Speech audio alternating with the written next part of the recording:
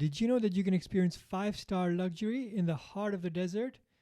Join me as I review my ultimate luxury experience at the Qasr Al Sarab Resort in the UAE. First things first, this is mainly going to be a review and walkthrough of the resort and its facilities. I'll cover costs and affordability and all of that in a separate video, just so that you can make the decision for yourself based on the facilities. Right, so back to the review.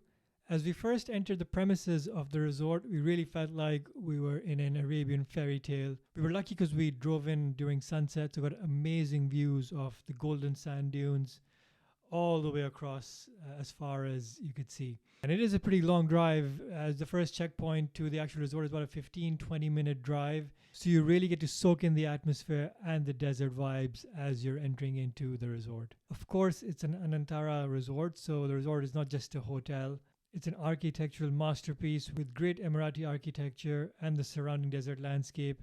It is just an amazing feel, luxurious, but you do get that desert feel as you enter the resort. Right, so after a warm welcome from the host and the staff and the check-in process that was very seamless, the staff was very helpful and courteous throughout, it was time to enter the room. The room was spacious, not extraordinarily huge, although we did go for the standard room, nothing extravagant.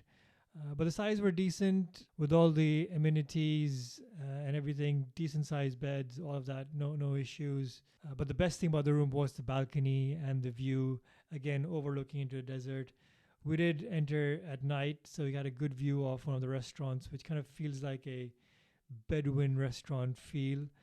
So that was a nice little view, but then the next morning, again, got beautiful views of the desert and the sand dunes.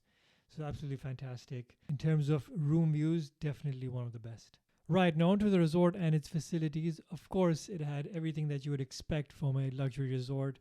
Swimming pools, there were two. One huge swimming pool, which was partly a family pool, but also an infinity pool that was for adults only.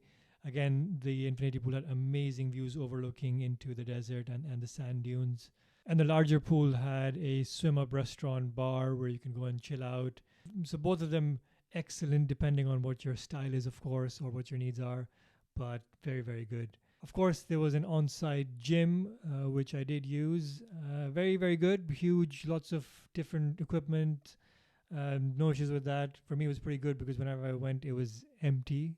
So kind of was having your own private gym. You can take classes and stuff as well.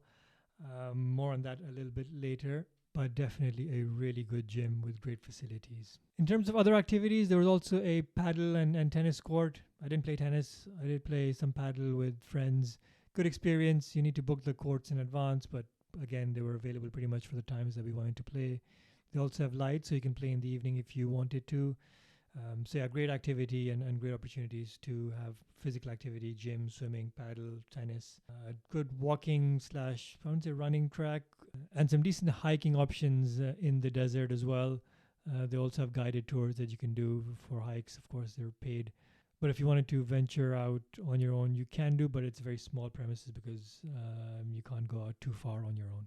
There are, of course, other activities throughout the day. They have a calendar. My only criticism for that would be that we were there for a long weekend, and during the weekend dates, there weren't a lot of activities during the day.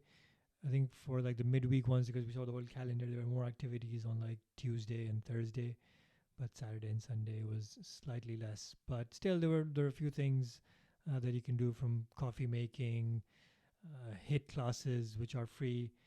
As I mentioned earlier, the ones at the gym, if you do a private lesson, you have to pay for it, but you can have these HIIT classes at the gym, paddle lessons, tennis lessons. So there are quite a few things that you can do. Sandboarding, which is something that I did eventually end up doing. I did enjoy it, but it was probably for people slightly younger because it was a very small slope that you went down, but it was a good experience. But for about 15-20 minutes, it was fine, but nothing more than that. But there are a few more activities that you can do. Most of them are paid and pretty expensive.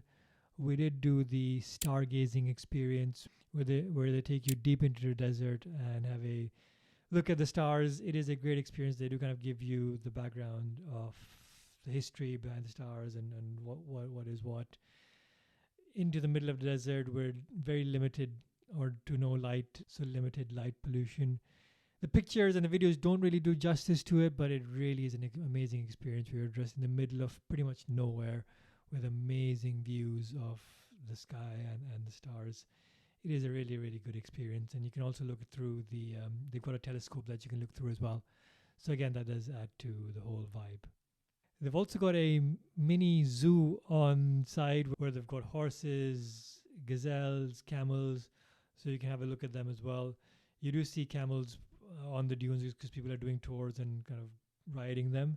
So you do see them often in and around the resort. So that does keep you enthralled in the desert theme throughout your stay.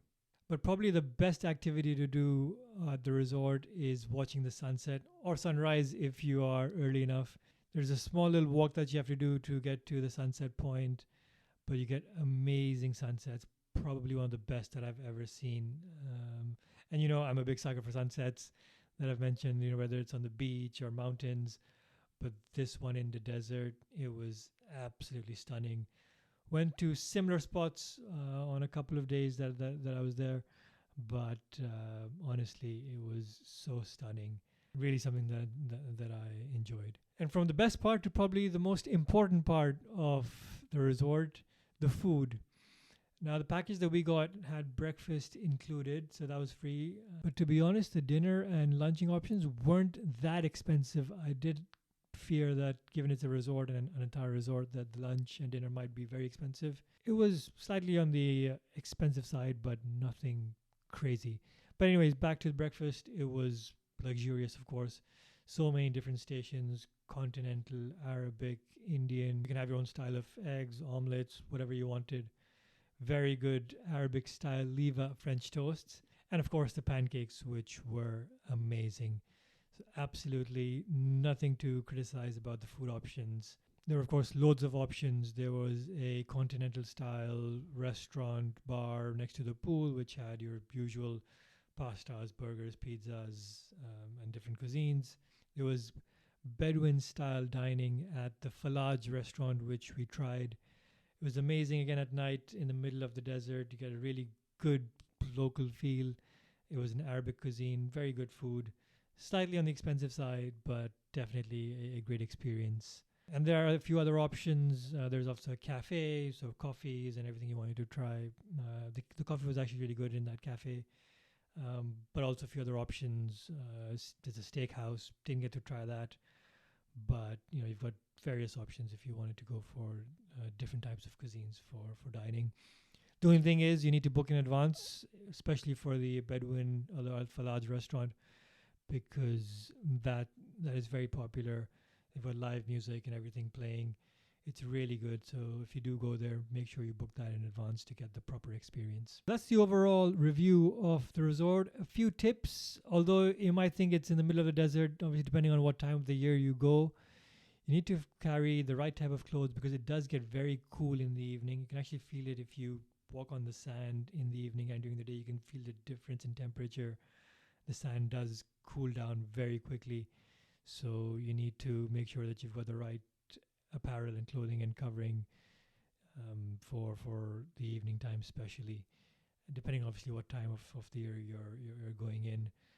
It's a great resort overall. The feel is very, very desert like. It's very difficult to explain. You can see in the videos and the pictures what I'm trying to say. You do get that feel that you're in that authentic Arabic experience. Of course it's all luxurious, but they do manage to give it that sort of local feel, for lack of a better word. You do get that vibe. So from that point of view, really, really good.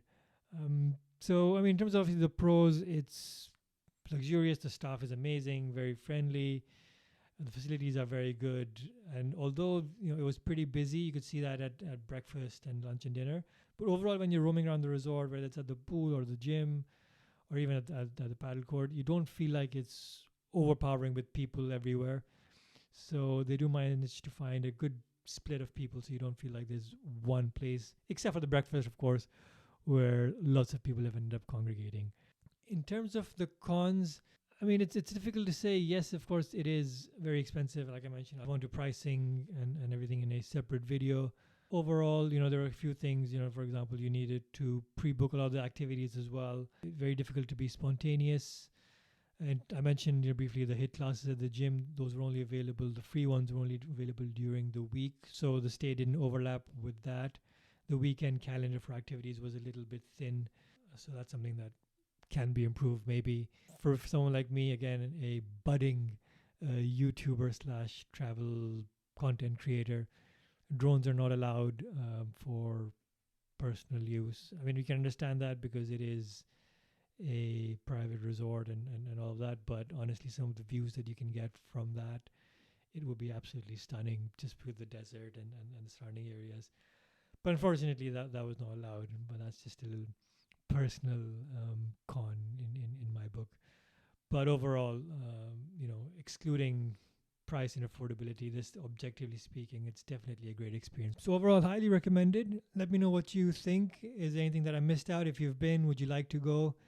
There are many other Anantara resorts in the UAE, so if there's any others that you'd like to shout out, do let me know in the comments. But that's it for this video. I'll come back with another one on pricing and all of that. But for now, that's it for this one. Thank you for watching.